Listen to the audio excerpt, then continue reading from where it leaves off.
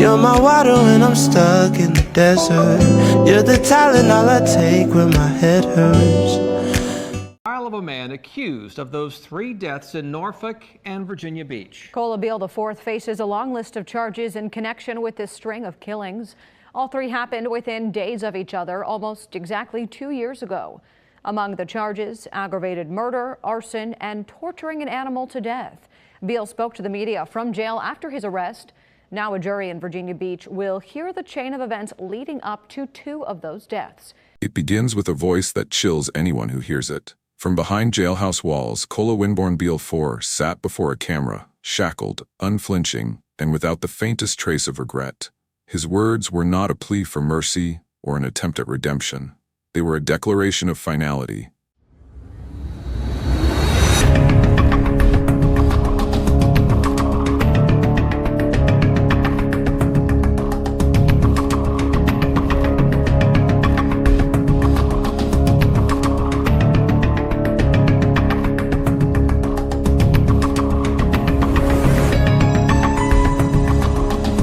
I want that electric chair because I'm ready to move on.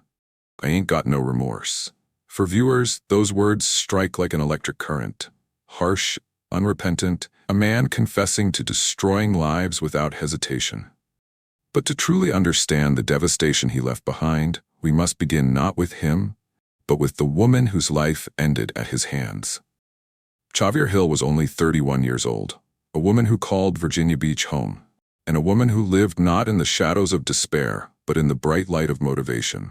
Friends and family remember her as a brand consultant, an entrepreneur, and above all, a motivational speaker. She carried herself with purpose and shared messages that inspired others to believe in themselves, to strive harder, to never accept defeat. Her social media posts were filled with words of resilience, of hope, of pushing forward through trials. She was the type of person who believed in lifting people up, who built her career around helping others find their own voices. Pause here for a moment. If you are watching this and believe stories like Czavier's deserve to be remembered, I want you to hit that subscribe button, like this video, and share it with someone who needs to hear her story. Victims' lives deserve more than to be footnotes in the narratives of killers. They deserve to be remembered fully, for the light they carried. Czavier's light, however, became entangled in the darkness of a man she once trusted. Her boyfriend, Beale. What began as a relationship turned into a spiral of violence, manipulation, and eventually unimaginable cruelty. To the public, Beale would later present himself as someone with no remorse, as though detachment could somehow shield him from the weight of what he had done. But in reality, what unfolded was a textbook escalation of domestic violence. Warnings ignored, threats dismissed, until they erupted into murder. Beale would later claim in his own words that he was ready to leave this life behind, that he wanted the chair, that he held no regrets. But those were his words, not the truth of events. The truth was far more brutal. The week that began on March 22, 2022, would become one of the darkest stretches Virginia Beach, Norfolk, and Hampton had seen in recent years. On that day, March 22nd, officers responded to reports in Virginia Beach.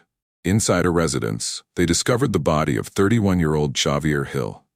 She had been shot, her life extinguished by the very person who once claimed to love her.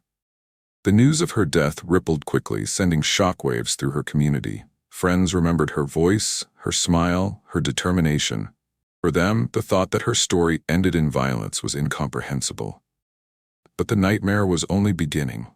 2 days later, on March 24th, Beale returned to the very home where he had killed Czavier.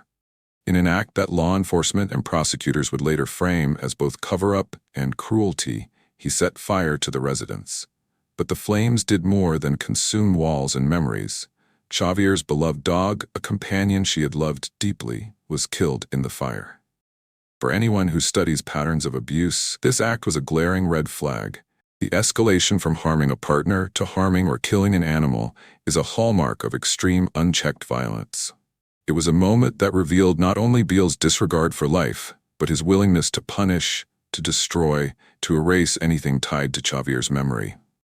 3 days after that, on March 25th, the violence spread beyond Virginia Beach.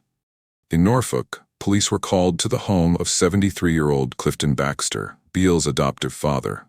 Clifton was found murdered, his life taken by the very man he had once raised.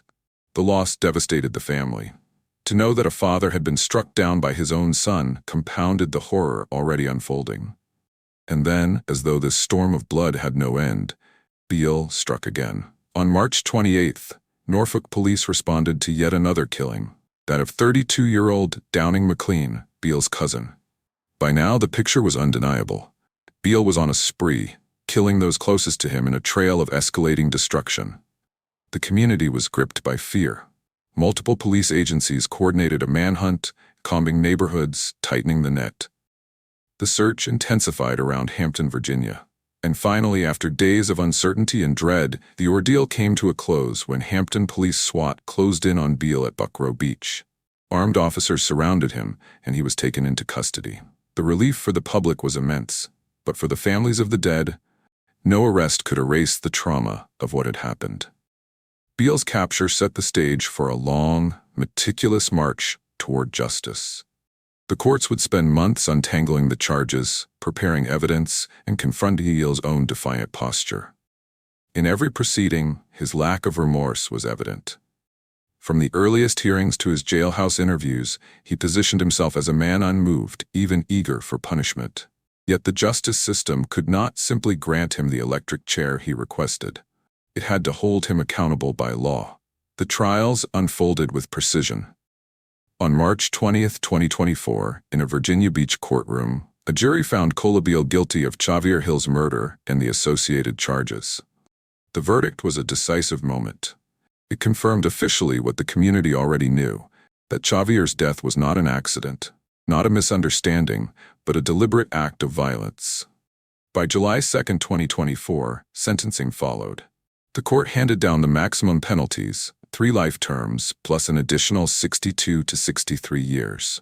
The judge's words were stern, and the sentence was clear. Beale would never again walk free. He would spend the remainder of his life behind bars, his future sealed by the very choices he had made. Meanwhile, in Norfolk, Beale faced separate proceedings for the killing of his cousin, Downing McLean. In May 2024, he was convicted there as well, further cementing the fact that justice would follow him across every jurisdiction touched by his violence. For the families, however, justice was bittersweet. No sentence, no number of life terms could bring back Czavier, Clifton, or Downing. They were gone. What remained were memories, legacies, and the challenge of piecing life back together after devastation. Chavier's loved ones spoke often of her energy, her drive, her refusal to let obstacles define her. To those who knew her, she was not just a daughter, a friend, or a colleague. She was a motivator, a light, a person who helped others rise even as she was climbing herself.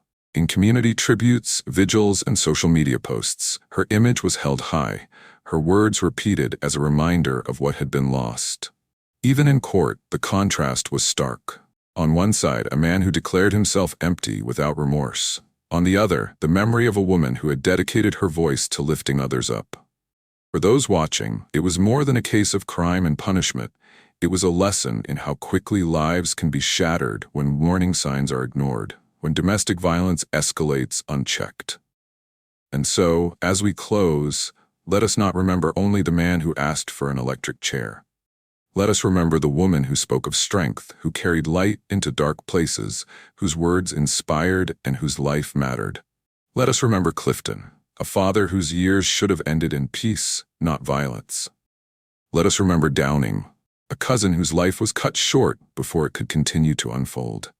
If you've stayed with us to this point, don't forget to subscribe and like. Not for me, not for this channel, but because amplifying stories like this helps ensure that victims are remembered, not erased. Share this video and let the names of Czavier Hill, Clifton Baxter, and Downing McLean be spoken. And if you or someone you know is facing threats, intimidation, or violence, whether against yourself, your loved ones, or even your pets, please seek help. Early red flags are not just signs, they are warnings that can save lives if acted upon. This case is a chilling reminder of the darkness one person can unleash, but it is also a testament to the enduring power of memory, of justice, and of community. Chavier's voice may have been silenced, but through us, through you, Her story continues.